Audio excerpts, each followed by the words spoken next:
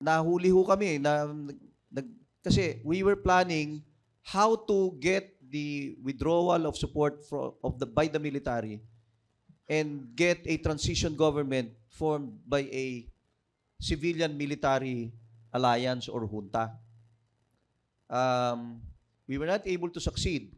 Pero ho ako, the price to pay was my incarceration for the second time in my life. In 1997, ako po yung dating kongresista na noon, nung nangyari ito, kinulong ho kami dahil doon sa Manila Pen incident. Of course, the first time in my life was when I was still a student. It was way back in 1985, together with the late Lian Alejandro. Yun ho, ay maliit lang ang bag kasi nung nasa kongreso ako, di naman ako makagawa ng batas eh.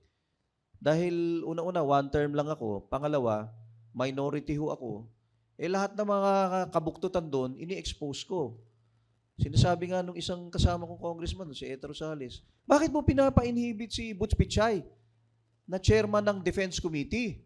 Nag-iimbestiga kayo ng mga tungkol sa mga restless na mga military. Kasi sabi ko, nag-interview yan kaninang umaga eh. Na sinasabi niya, wala namang kasalanan yung mga general, yung mga matataas na general. O di, nag-prejudge na siya doon sa iniimbestigan ng committee. Bakit hindi siya bumaba? Hindi ganyan, sabi niya. Kasi second termer na siya. She was my senior. Hindi ka pala marunong, sabi niya eh. Wala nang makikisama sa'yo niyan pagka ganyan ka. Alam mo, dito sa Kongreso, kailangan pakisamahan. Ayun eh. Kaya yung nagnanakaw, nakikisama na rin yung ibang magnanakaw. Kasi sila lahat nagnanakaw.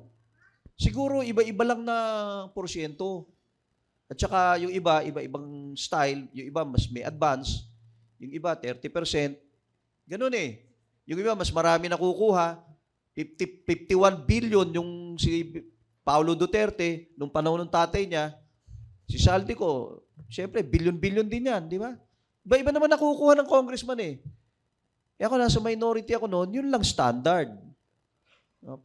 I think that was 50 million for the SO projects.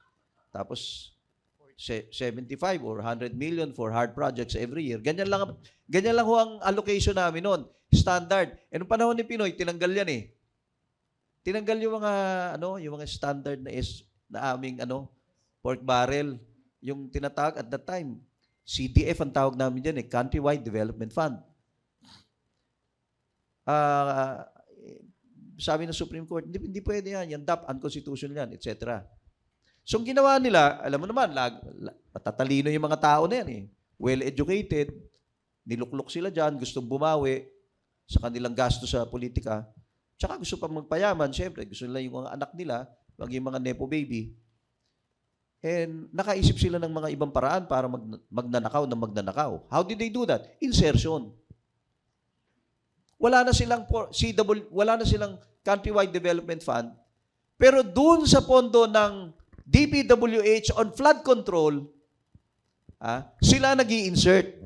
Pag na-insert na yun, halimbawa, na-insert ni Villanueva yan. Alam naman dun sa DPWH, project ni Villanueva yan.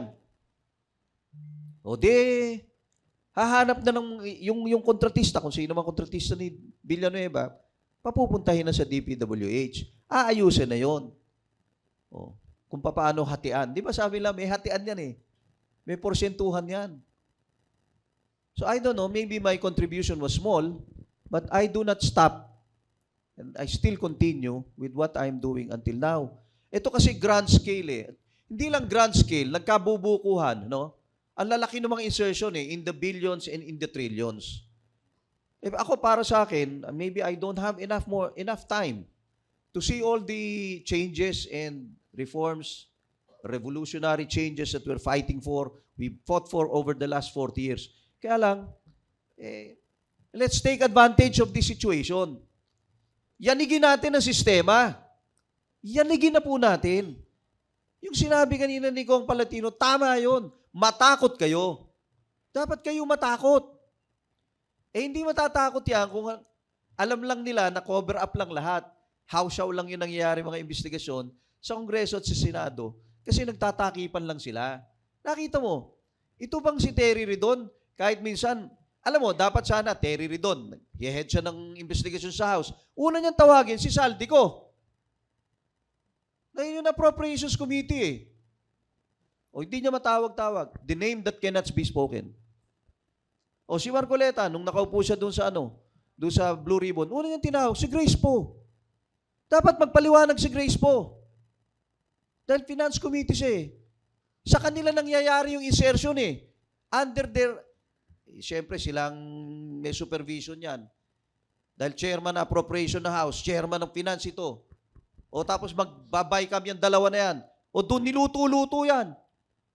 Kasi yung mga committee hearings naman, nandyan siyempre yung mga nasa executive, kunyari, ini-interview namin yan, ginigisa namin yan. O pagkatapos nun, pupunta na sa plenary yan, kunyari, didibati kami. O tapos pupunta na sa BICAM yan, pagpunta na sa BICAM, doon na nangyayari insertion, katakot-takot. O sino ang nag-supervise niyan? Appropriations Committee in the House, Saldico. Bakit di kayang tawagin ni Terry Ridon? May protection racket ba dito nangyayari? O sa House naman, dapat si Grace po. Wala man lang bumabanggit ng pangalan ni Grace po. But she must answer a lot of questions. Di ba? Dahil finance siya eh. O si Chis Escudero, nagmi-meeting yung BICAM. Pabalik-balik siya ron. Senate President siya. Wala ngang opisina eh. Dahil may baha. Pinupuntahan niya doon sa House eh. Ilang beses siya nakuha ng CCTV. O, siguro para hindi na lang pag-usapan yung mga porsyento niya, ang pinag-uusapan lang kasi yung donasyon ni Lubiano na 30 million. Maliit yan. Hindi dyan yung mayaman ng mga senador. Eh kung kaya-kaya niya magregalo ng mahigit 1 milyon na sing-sing doon sa asawa niyang celebrity eh. Saan niya kinukuha eh? $1 million ha? $1 million, hindi 1 million pesos. $1 million. Nasa internet eh. Nasa Facebook na eh. Kaya hindi na niya kaya itago eh. Kasi mahirap dito sa mga Nepo baby. Post sila ng post ng mga karangyaan nila. Parang minamak pa ang taong bayan eh. Yung taong bayan, hirap na hirap mabuhay. Nalulunod sa baha. Eto naman mga magnanakaw na to, tsaka yung mga anak nila, nagpapasasa. Oh. Sinabi na ng Presidente, mahiya naman kayo. Hindi mahihiya yung mga yan. Dahil habang panahon, ginagawa nila yan. At palaki ng palaki. Nakulong si Napoles, pero wala nang ibang nakulong. Nakawala na yung mga kawatan ng mga senador at mga congressman. Bumalik. Mas malalaki na naman ang ninanakaw. Wala na tayong kadala-dala. Kaya tama yung sinabi. Matakot na kayo. Hindi na mahiya kayo. Matakot kayo. Dahil hindi lang kulong aabutin nyo.